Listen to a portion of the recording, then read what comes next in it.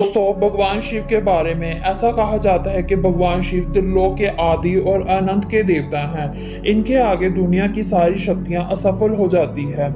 लेकिन क्या आपको पता है कि आखिर भगवान शिव का जन्म कैसे हुआ?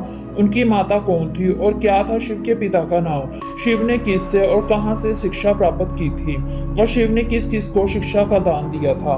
तो चलिए इस वीडियो के माध्यम से हम इन्हीं सवालों का जवाब देने वाले हैं। इसलिए वीडियो को बिना स्किप किए वीडियो को अंत तक जरूर देखें। अगर आपने धार्मिक सोच विचार चैनल को अभी तक सब्सक्राइब नहीं किया तो चैनल को सब्सक्राइब कर लें ताकि हम आपके लिए नई नई धार्मिक वीडियो ला सकें। तो दोस्तों, सबसे पहले भगवान शिव के जन्म से जुड़ी पहली कहानी यानी कि शिव पुराण की लोकप्रिय कथा के बारे में जानते हैं। शिव पुराण के अनुसार स्वयं शिव को स्वयंभू माना जाता है, जिसका अर्थ है कि भगवान शिव का जन्म स्वयं ही हुआ था। इससे बात साफ पता चलती है कि भगवान शिव के ना तो कोई माता और ना ही कोई पिता है।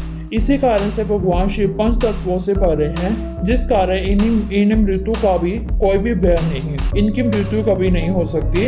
अब बात करते हैं कि विष्णु पुराण में बताई गई कथा भगवान शिव के जन्म से जुड़ी एक और लोकप्रिय कथा के बारे में। विष्णु पुराण में बताया गया है कि भगवान विष्णु के माथे से तेज निकलने के कारण भगवान शिव की उत्पत्ति हुई थी और उनकी नाभि से निकलते तेज से कमल पर विराजित ब्रह्मा जी का जन्म हुआ था। पर विष्णु जी के जन्म के बारे में शिव पुराण में बताया गया कि एक बार की बात है कि जब भगवान शिव अपने घुटने मल रहे थे, उनके घुटनों से निकलने वाली मैल से भगवान विष्णु जी की उत्पत्ति हुई। अगर ऐसा हुआ तो भगवान शिव पुराण और विष्णु पुराण एक दूसरे से बिल्कुल अलग है। इसके अलावा एक और कहानी जो कि भगवान शिव के जन्म के बारे में है, जो कि काफी लोकप्रिय है, जिसने आपको शायद बड़े बुजुर्गों से सुना होगा। अगर नहीं सुना तो आपकी जानकारी के लिए बता दें कि एक बार की बात है जब भगवान विष्णु और पर ब्रह्मा जी के बीच इस बात पर बहस छिड़ गई कि आखिरी संसार में सबसे महान कौन है। भगवान विष्णु और ब्रह्मा इस बात को लेकर बहस कर रहे थे। जलते हुए खंबे के रूप में उनके बीच आ गए, तो वो दोनों इस रहस्य को समझ नहीं पाए। तो अचानक से एक आवाज आई कि जो भी इस खंबे का छोर ढूंढ लेगा वही सबसे महान कहलाएगा। ऐसा सुनते ही ब्रह्मा जी ने एक पक्षी का रूप लिया, ऊपरी हिस्सा ढूंढने चल पड़े। विष्णु जी ने बारह का रूप लिया और खंबे का अंत ढूंढने निकल पड़े। बहुत देर तक खोजने के बाद भी दोनों में से किसी को भी खंबे का छोर नहीं मिला। दोनों हार मानकर वापिस आ गए, जिसके बाद भगवान शिव अपने असली रूप में प्रकट हुए। विष्णु और ब्रह्मा जी ने ये मान लिया कि सबसे महान और शक्तिशाली शिव ही है, इनसे बढ़कर दुनिया में और कोई शक्ति नहीं। इसके साथ ही शिव पुराण में बताया गया है कि खंबा इस बात को दर्शाता है कि ना ही भगवान शिव जन्मे थे और ना ही उनका कोई अंत है। यही कारण है कि भगवान शिव को शंभु कहा जाता है, यानी वह अमर है। अब हम बात करते हैं कि भगवान शिव से जुड़े एक ऐसे रहस्य की जो सबसे ज्यादा प्रसिद्ध है। क्या भगवान ब्रह्मा शिव के पिता है? जी हाँ, इनकी ये कहानी लोगों के बीच काफी प्रसिद्ध है। हम आपको बता दें कि किस प्रकार भगवान शिव ने ब्रह्मा पुत्र के रूप में जन्म लिया।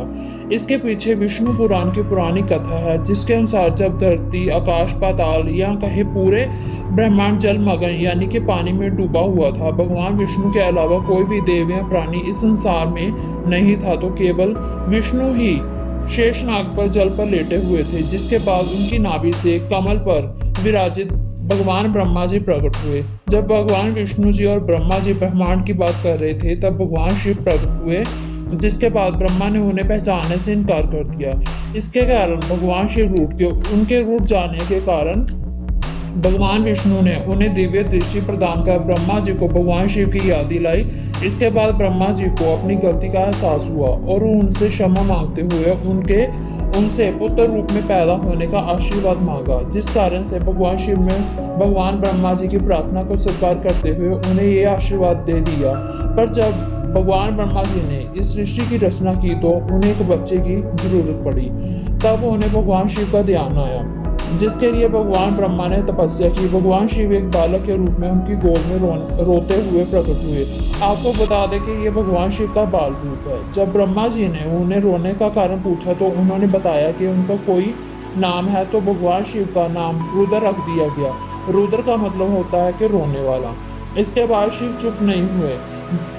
भगवान ब्रह्मा ने उन्हें दूसरा नाम दिया, उनको वो भी नाम पसंद नहीं आया, तो वह फिर भी चुप नहीं हुए। भगवान शिव को चुप कराने के लिए भगवान ब्रह्मा जी ने उन्हें 108 नाम दिए, जो रुद्र, भीम, ईशान, महादेव जैसे नाम थे। शिव पुराण के अनुसार ये नाम पृथ्वी पर लिखे गए थे। इसके बाद बात आती है कि श्रीमद् देवी भागवत पुराण की। इस पुराण में भगवान शिव के माता और पिता की बात की गई है। श्रीमद् देवी महापुराण के अनुसार देखा जाए तो एक बार जब नारद जी अपने पिता ब्रह्मा जी से जब पूछते हैं कि सृष्टि का निर्माण किसने किया है, साथ ही में भगवान विष्णु, भगवान ब्रह्मा जी और भगवान शिव के माता पिता कौन है, तब ब्रह्मा जी ने नारद को त्रिदेवों के जन्म के बारे में बताया, जो कि सच में चौंका देने वाले हैं। दरअसल उन्होंने कहा कि देवी दुर्गा और शिव स्वरूप ब्रह्मा के योग से ब्रह्मा, विष्णु और महेश का जन्म हुआ। यानी प्राकृतिक का रूप लेकर माँ दुर्गा ही हम तीनों की माता है। ब्रह्मा यानी का सदा शिव हमारे पिता है। इसके साथ श्रीमद् देवी पुराण में भगवान विष्णु और भगवान ब्रह्मा के बीच हुए झगड़े की भी कहानी मिलती है, जिसके अनुसार भगवान ब्रह्मा और विष्णु जी के बीच झगड़ा हुआ।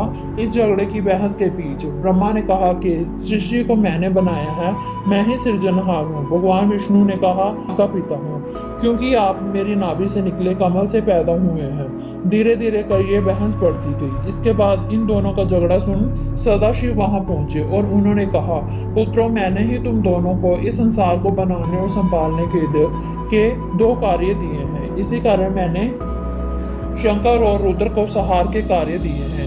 इसके साथ ही उन्होंने कहा, मेरे 5 मुख हैं, एक मुख से आकार, दूसरे मुख से ओंकार, तीसरे मुख से मुकार, चौथे मुख से बिंदु और 5वें मुख से नाद शब्द प्रकट हुए हैं। इन सभी को मिलाकर देखा जाए तो एक अक्षर ओम बनता है, जिसे हम आज सभी भगवान शिव के मूल मंत्र के नाम से जानते हैं। इतना कहने के बाद ब्रह्मा और विष्णु भी समझ गए कि इस दुनिया में शिव से ज्यादा शक्तिशाली कुछ भी नहीं, और उन्होंने शिव को प्रणाम किया। क्या आपको पता है कि भगवान शिव ने किससे शिक्षा प्राप्त की और उनके गुरु कौन थे? शायद ही ये किसी को पता हो कि भगवान शिव स्वयं ही अपने गुरु माने जाते हैं। उन्होंने इस संसार में गुरु शिष्य की परंपरा की शुरुआत की थी। आखिर सवाल आता है कि भगवान शिव आखिर किसके परम शिष्य थे? तो आइए जान, हिंदू ग्रंथ में कहा गया है कि ब्रह्मा जी और शिव जी इस संसार के परम शिष्य है, जिन्होंने गुरु शिष्य के रिश्ते की शुरुआत की। ब्रह्मा जी ने मानस पुत्रों को शिक्षा की, वहीं भगवान शिव ने अपना ज्ञान अपने 7 शिष्यों को दिया था, जिन्हें आज हम सप्त ऋषियों के नाम से जाना जाता है। तो दोस्तों, आप जो अच्छी लगी हो तो वीडियो को लाइक और शेयर करें, चैनल को सब्सक्राइब करना ना भूलें।